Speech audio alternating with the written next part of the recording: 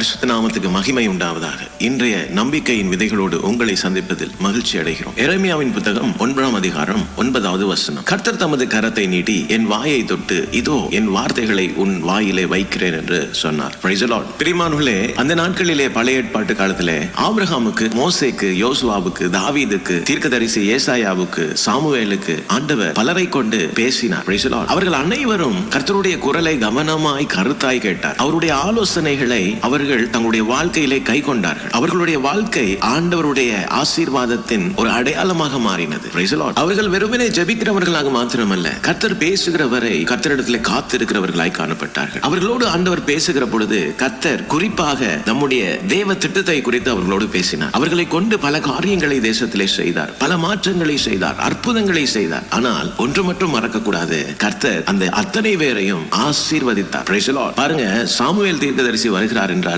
ராஜாக்கள் அவர் வருகைக்கு காத்திருப்பார்கள். Praise the Lord. தாவீது என்று சொன்னாலே சுற்றிலும் இருக்கிற அத்தனை தேசத்தின் ஜனங்களுடைய ராஜாக்களும் நடுங்குவார். யோசுவா என்று சொல்லப்படும் பொழுது இயற்கை கூட அவனுடைய வார்த்தைகளுக்கு கட்டுப்பட்டது என்று வேதம் சொல்லுகிறது. மோசேக்கு தான் முகமுகமாக தன்னை வெளிப்படுத்தினார் என்று தேவன் வார்த்தையிலே சொல்லுகிறார். அதே போல ஆபிரகாமை தன்னுடைய நண்பன் என்று ஆண்டவர் மேன்மை பாராட்டிக் கொள்ளுகிறார். பிரியமானவர்களே, இன்று உங்களுடைய என்னுடைய அடையாளம் என்ன கர்த்தருக்குள்? Praise the Lord. இன்று ஆண்டவருடைய சமூகத்திலே நாங்கள் விழுந்து ஜெபிக்கிறோம், ஆனால் அவருடைய சத்தத்தை கேட்கிறதுக்கு நாங்கள் அமருவதில்லை. நம்முடைய ஜெபங்கள் எல்லாம் ஒரு வழி பாதையாகவே அமைந்து விட்டது. கர்த்தரிடத்தில் இருந்து பதில் இல்லை. இதைதான் ஆண்டவர் சொல்லுகிறார் ஏசாயா 1:18, வாருங்கள் நாங்கள் வழக்காடுவோம் என்று. Praise the Lord. இந்த இடத்துல ஆண்டவர் சொல்ல விரும்புகிற ஒரு காரியம் உங்களோடு நான் பேச விரும்புகிறேன். காரியங்களை எனக்கு முன்பாய் வையுங்கள், நான் நீதியாய் நியாயம் தீர்ப்பேன். கர்த்தர் தாமே இந்த வசனங்களோடு உங்களை ஆசீர்வதித்திருப்பார் நான் விசுவாசிக்கிறேன். தொடர்ந்தும் பைபிள் மரத்தின் வேத தியான பகுதிகளோடு இணைந்து கர்த்தருடைய ஆசீர்வாதத்தை பெற்றுக்கொள்ளுங்கள். இன்று ஜெபியுங்கள். அதே போல கர்த்தருடைய சத்தத்துக்காக